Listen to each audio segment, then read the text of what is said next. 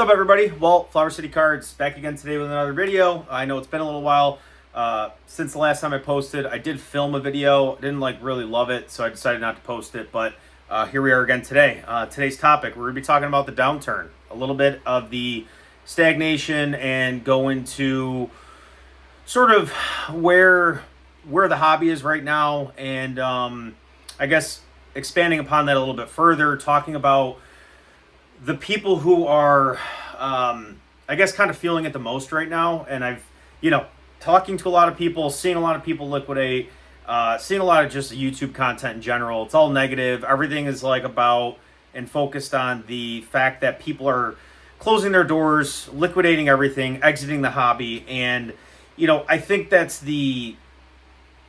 think when we take a broader look at the overall health of the hobby, I think everything is very, very healthy. I think everything's very good. I think unfortunately what you're seeing is the 10 to 20% of people who are here as a business or in some business type capacity, whether they're flipping, whether they have distro access, whether they have an LGS, doesn't matter.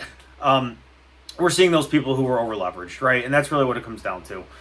So today we're going to kind of dive into that a little bit. But first, wholesale updates, supply network updates. I know it's different different ways different things we're calling that, but anyways, so we are finally getting one of our distributors basically just failed to ship Chaos Rising booster bundles, so I should be getting those today. So really excited about that. Hopefully that lands soon this weekend, specifically tomorrow. Really excited to, and she may or may not watch this, but we're going to sit down and we're going to talk just in depth about everything FCC, from, taxes, documentation, physical inventory management. We're going to get into the strategy of a lot of the products you see behind me. When do we start to move those things? When do we, for example, I just unloaded 216 celebrations packs.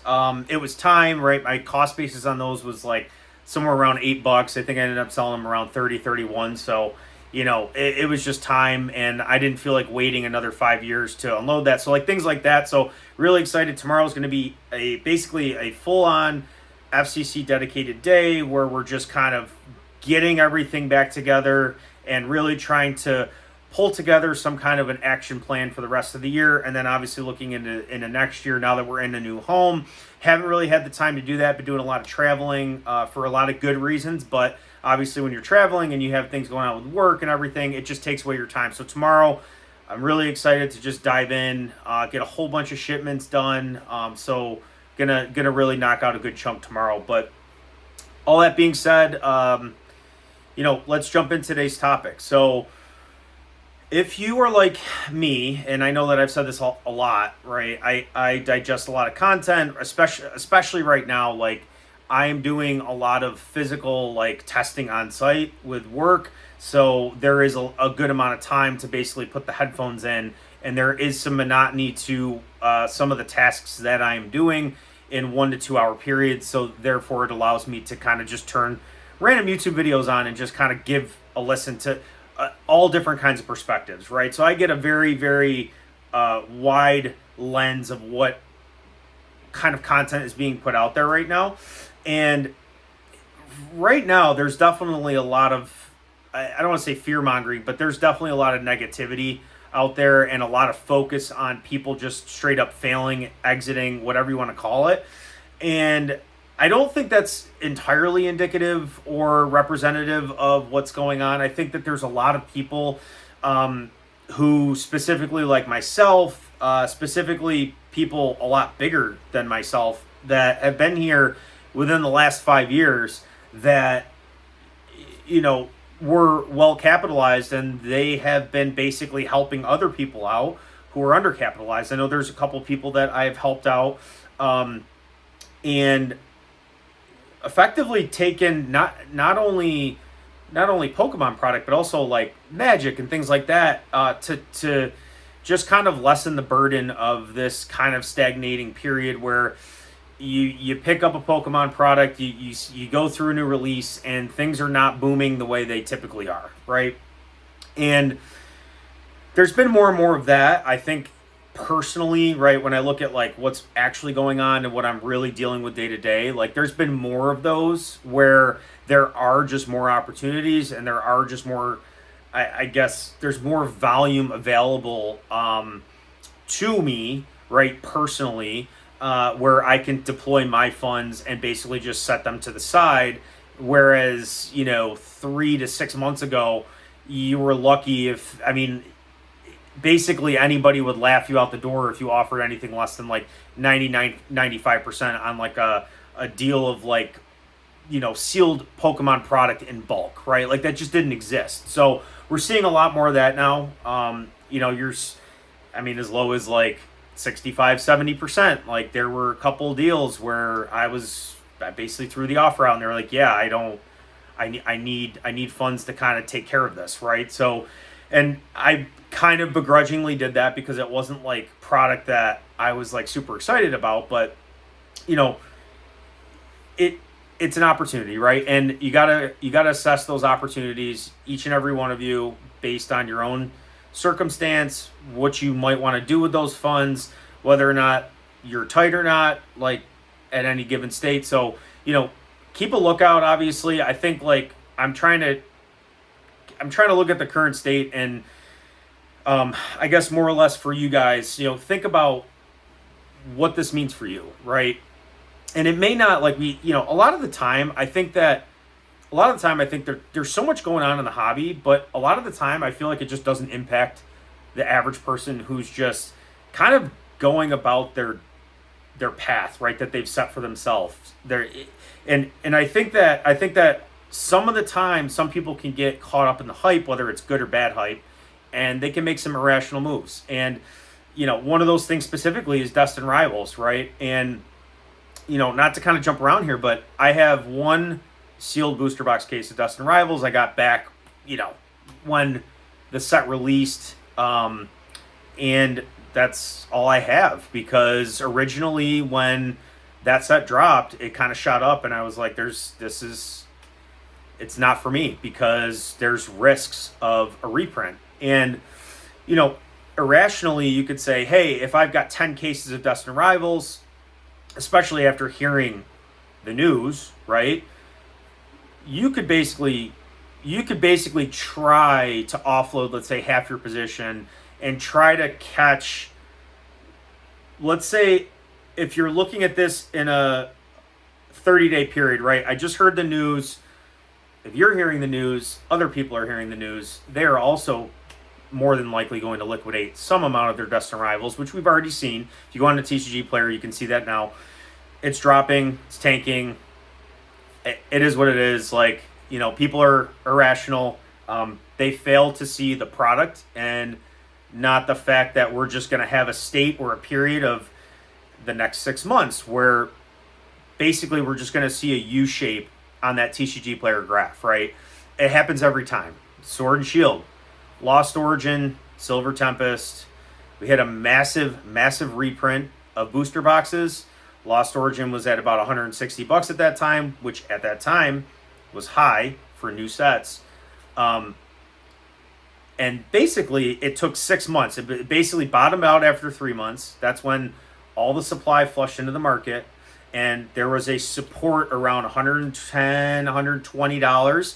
And then it took another 3 months to correct back to where it was. And then it basically just shot past its original price. So I expect something to happen similarly for Destined Rivals.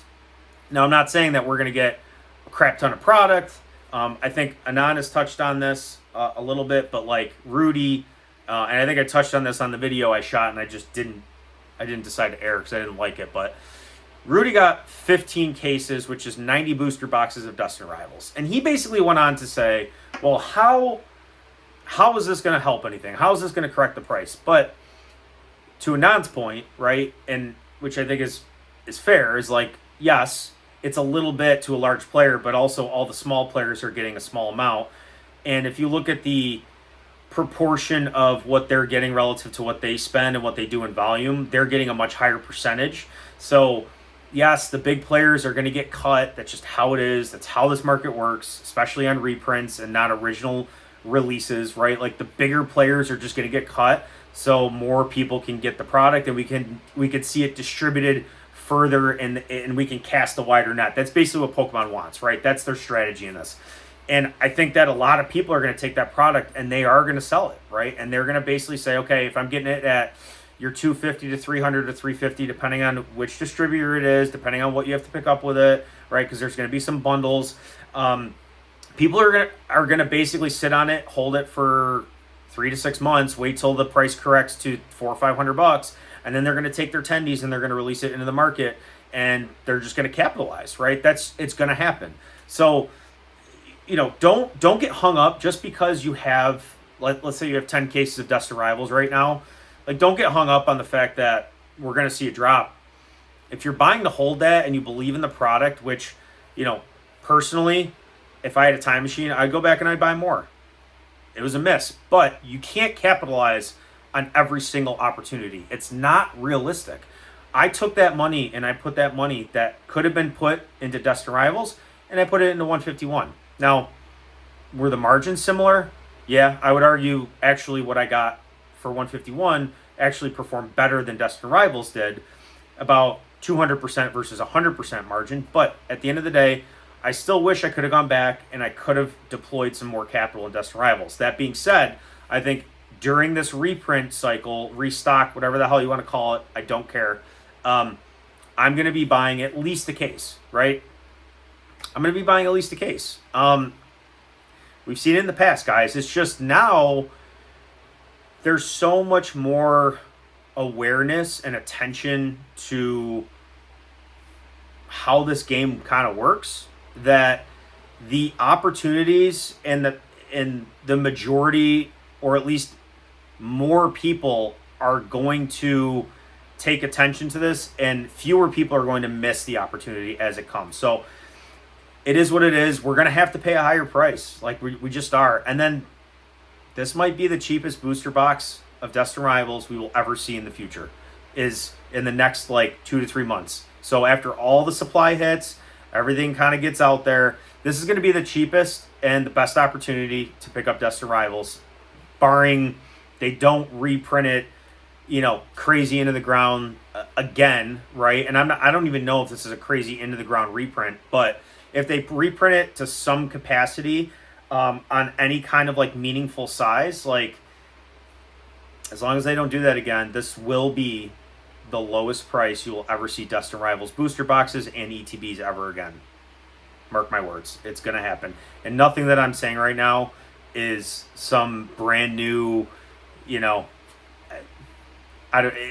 not a new concept. Everything I'm saying, it's just kind of business as usual. I'm not reinventing the wheel here. So if you are interested in picking up Dust Arrivals, now is the time over the next 2 to 3 months, in my opinion, and I'm just telling you what I'm doing. I'm going to be picking up at least a case. If I think it gets too cheap, maybe I'll get another couple cases. Who knows? But I'm going to be keeping a lookout on that. And this kind of all ties back into the kind of the broader scope of this video. And you have two types of people in a situation like this, in a market like this, where things are stagnant, things are dropping, things aren't going 100%, 200% out the gate. You have two types of people. You have the people that are looking at capitalizing on one side of the fence, who are capitalized to a point where they can withstand the stagnation. They can buy the product. They can hold the product. They're not leveraging. And then you have the other side of the fence of where the people are, that they're basically saying, if I don't sell this within the next 30, 60, 90 days, I'm going to be carrying so much interest that I'm going to be under. I need to get rid of this product. And therefore, they fire sell and they try to undercut. And you have enough people online, on TCG Player, on eBay, enough people are in that situation where they have to just keep undercutting. And that's when you see the prices crash. And then the people on the other side of the fence are like, nope, that's too cheap. I'm going to pick that up. But all this to say, I use the Dust Arrivals as kind of an example to kind of segue back into the broader topic here. But all this to say, don't over leverage yourself. Just because There's opportunities in Riftbound and One Piece and Dragon Ball Z and Palworld. Like, guys, it doesn't mean you need to go and attempt to squeeze every last bit of your potential profits out of this hobby. Like, you don't need, just because there is an opportunity doesn't mean you need to take it. Because with every opportunity comes risk, and every opportunity comes time. And if you're trying to go after something that you don't understand very well, or you haven't really been around for a while, you might be missing an opportunity in something that, like a Destined Rivals, that's popping up right in front of you, and it's laughing at you because you're not prepared and you're not ready, because you wanted to go chase something else that's silly, like Palworld or something. You know, and I'm not trying to like knock these other games, but I think there's some value to being focused and just don't kind of steer outside your own lane. And I'm not saying that, you know, people have never steered outside their lane and never tried something new and they've never been successful. Like, that's not what I'm saying, but I think the average person could benefit. I'm saying the average person, if we're talking from a large body, right, a large sample size that is this hobby, I think the average person will benefit if they don't steer outside and try to do crazy speculative things. This is already speculative enough. Like, this is shiny cardboard, guys. Like, it doesn't get any more speculative than this. Like, besides like your weird crypto coins and penny stocks and stuff, like, this is as speculative as it gets. And I'm not going to go into that whole, I'm not saying like, hey, it's not proven. It's not like, you know, Pokemon hasn't done well over the last 30 years. I know that. I get all that. That's why I'm here. But it's still speculative. Like, you know, we could have World War, you know, whatever, with the whole world at play for the next 50 years, and all our resources could be pooled, and your resources could mean something very different, and this could all go to zero. You just don't know. So, not to get on a tangent there, but you know, I did just want to make a video talking about the current state, you know, tying in Destined Rivals, the fact we're going to have an opportunity, and the fact that there's two types of people. There's the people who are over leveraged right now, and those are the people that are closing up shop. And then there's the people that are ready to go, right? The people that are ready. They're ready for the opportunities. And they're also maybe the people that, hey, I've been here for 5 years. I've been here for 10 years. I've been here for 15 years. I'm going to move some of my other products that have already made 100, 200, 300% margin. And then I'm going to take that money and I'm going to funnel it into these other products that I believe are on sale, because these people weren't responsible enough to not over leverage themselves. That's what I think. That, like, those are the people that are really going to benefit, are the people that have been here for a long time, that have a ton of capital, that are silently taking this stuff and throwing it away, taking it off the market and removing it. I mean, he's not silent, but Rudy, Alpha Investments, he's one of those guys. I mean, he had a video. He's buying Chaos Rising ETBs for 60, 70 bucks. Like, from botters and whoever else had a large quantity. Like, there's people out there who are going to make a lot of money. This is an opportunity phase right now. It is not a bad thing that things are stagnating and going down. It is an opportunity, and those people who are prepared are going to make out the most. Like, I'm telling you right now, guys, it's going to happen 6 months from now. Let's take a look back at this, and who knows? Like, these 3 sets, we could get just from Delta Rain on, we could get some amazing sets, and nobody looks back, and everyone's just full forward, and Pokemon just takes all the attention off these sets, and they are indefinitely just available at MSRP, and it's not for 5 years that these things go up. Well, so be it. It is what it is. So, I mean, if the worst that these things get is MSRP, it's pretty damn good. So, that's all I got for today, guys. If you like this kind of content, please consider leaving me a follow. I'm going to try to be as consistent as possible, post at least once or twice a week. And let me know below what your guys' thoughts are in general about this. Are you going to be picking up Destined Rivals? Do you think it's going to be a good time? What is your time frame once kind of the supply hits the market? What is the price point or the floor that you're looking for? And, you know, I'm not saying like, hey, you should be timing this, but, you know, I think you'll get a pretty good feel if you're paying attention when a good time to buy and when not a good time to buy is. So let me know below. And as always, I'll see you guys next time. Thanks.